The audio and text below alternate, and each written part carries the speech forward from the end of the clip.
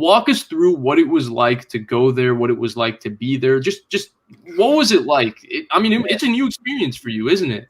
Yeah, and that's the thing that I want to convey to everybody when we talk is like I'm just like you guys, right? So like imagine if they told you, hey, you just got to come down here, you get to come down and like sit around and talk with people. You get access to Matt Rule, you get access to Coach Flores, you get access to their assistants.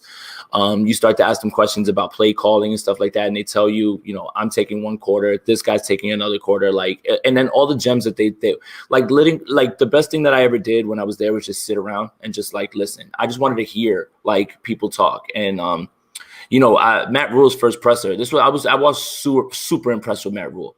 First of all, the like yin and yang of like Flores and Rule, right? So in the stadium, if you hear somebody yelling throughout the whole stadium because it's socially distanced, there's not many people there, it's Matt Rule. If you hear nothing, that's Brian Flores. Like Brian Flores does not, he starts practice and he ends practice. He and then that's it. And he's hands off. Matt Rule, and this is something that I learned, was an O-line coach, tight end coach, defensive line coach, so he's hands on and he's always yelling, right? And he's always like getting guys hyped. Like I was impressed with him, man. The Panthers, if they get a quarterback, that's a team that you really should be looking at, man. Like they're really good, man.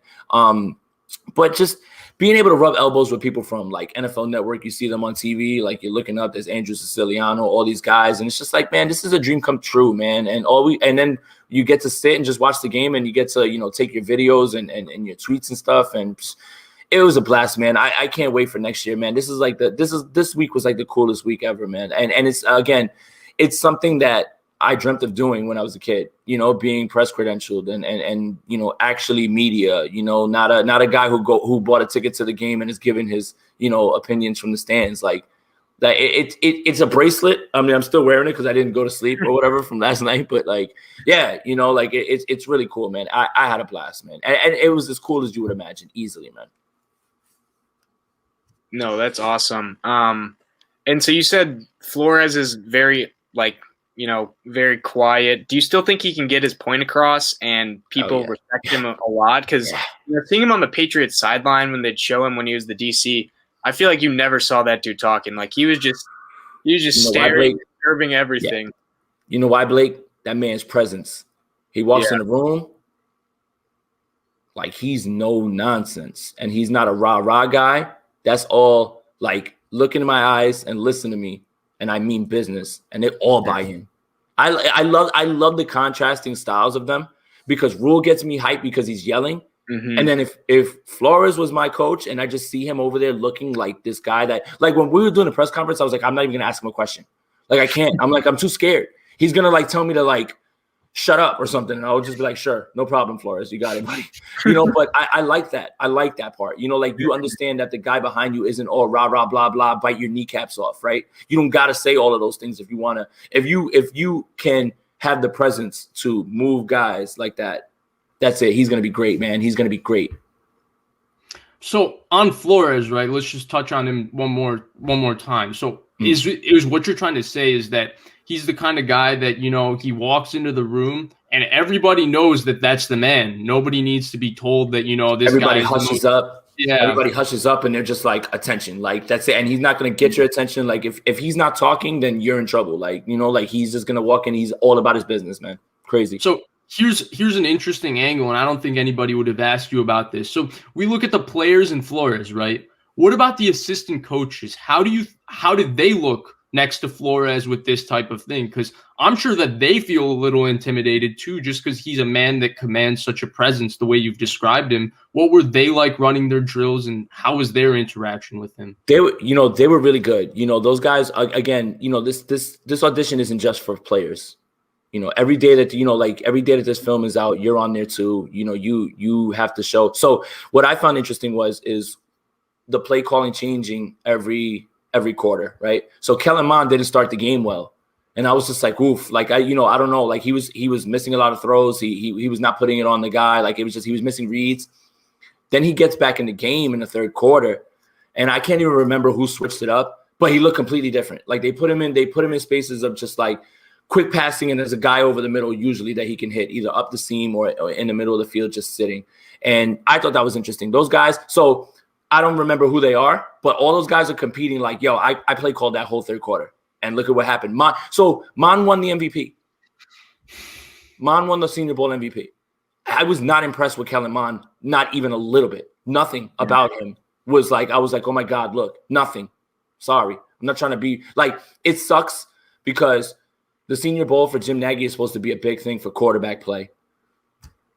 That was not this in this Senior Bowl. You know, they were chanting for Mac Jones. It wouldn't have been much better if Mac Jones got out there. He was not good the time that he was there. Like, you know what it is about media? They'll show you the one throw, that out throw, but they're not going to show you all the other ones. Not Mac. But then we were out, and they were like, "Hey, Mac's not playing tomorrow," and we were like, "What?" They're like, "Mac's not playing tomorrow," and we get there, and Mac didn't play. You know why? He didn't want to kill his stock.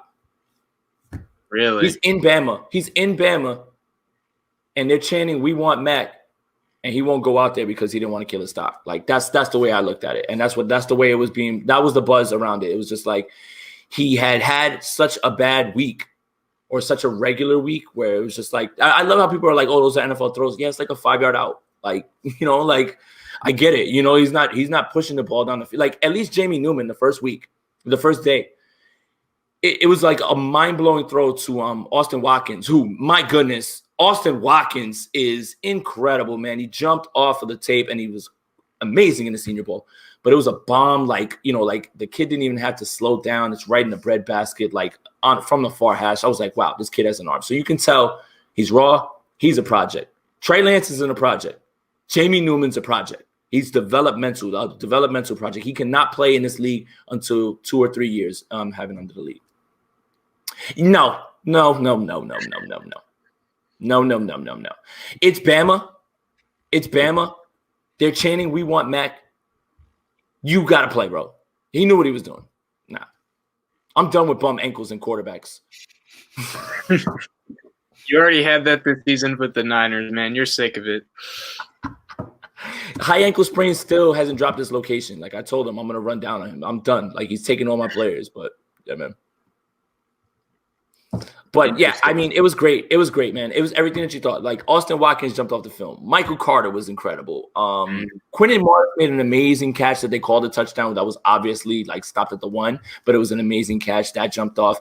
Amari Rodgers, where it's the Amari Rodgers debate, and you could tell me what you think about him, is very interesting, right? Because while we're there, we're talking. I'm like, yo, I'm here to see Amari because when I'm watching him on one-on-ones, his releases are great.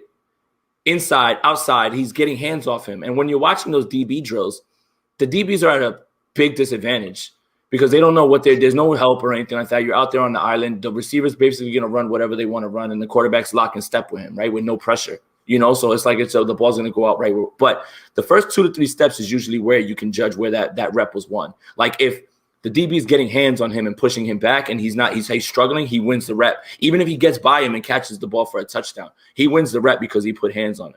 Amari Rodgers was hand fighting and not letting anybody on him, and then he was either inside, outside. He looked great. But Leo brought up a point to me that I had not thought of. That in the game, all of those 50-50 balls that you see in practice, they don't come down in the game. He's like, he doesn't go get those in the game. So he was trying to say maybe he's more of a practice player.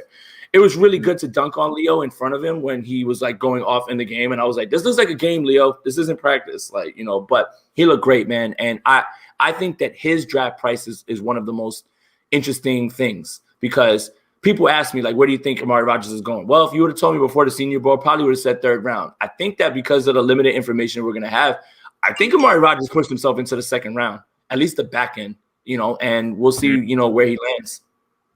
Yeah, so on Amari Rodgers, here's a question I had. When I was watching what people were putting out of the clips of Amari Rodgers releases were incredible, okay? They reminded me a little bit of Deebo Samuel 2 years ago when he was killing everybody off the line of scrimmage. Here's the one thing I did notice, though. On the back half of a lot of his routes, Amari Rodgers would get caught, and his his receptions would become a little more contested. And that's part of it, right? If you can separate off the line of scrimmage, that's great, but you can only run 3-4 yard routes. If you're going to be a high level NFL receiver, you got to be able to deaccelerate and accelerate throughout the route and be able to keep that separation. So what were your thoughts on that? See, that's a great point, right? Because you notice that, right? The guy shouldn't be able to catch up to you after you beat him off of the release, especially when he's putting his body weight in front of you. Like he's already leaning this way, so you have the advantage when you slip by him. You should be able to continue to and that's a great point. It is. It makes me nervous because then you start to think, where's the ceiling? I mean, anybody can progress. But for me, when I think of Amari Rodgers selfishly for the 49ers, I like him in the slot, like a little slot guy. Let him go against, you know, whoever their third, fourth best corner is. Sometimes, you know, the slot corner is the best corner on some teams, but I would love to see him in those matchups because that's where he'll succeed. And it's a good point. He was living very intermediate with the routes. They weren't, you know, I know he had the 50-50 ball on the jump and everything. You saw that. That's cool, but that's not really what he was doing. You know, they ran the Debo sweep with him. Like he's literally a smaller Debo. Like that's like how or at least the way Debo's utilized right now. Like not the way that, because that's not Debo's skill set. That's not his skill set. That's just how he's utilized in this offense. He's better than that. Trust me.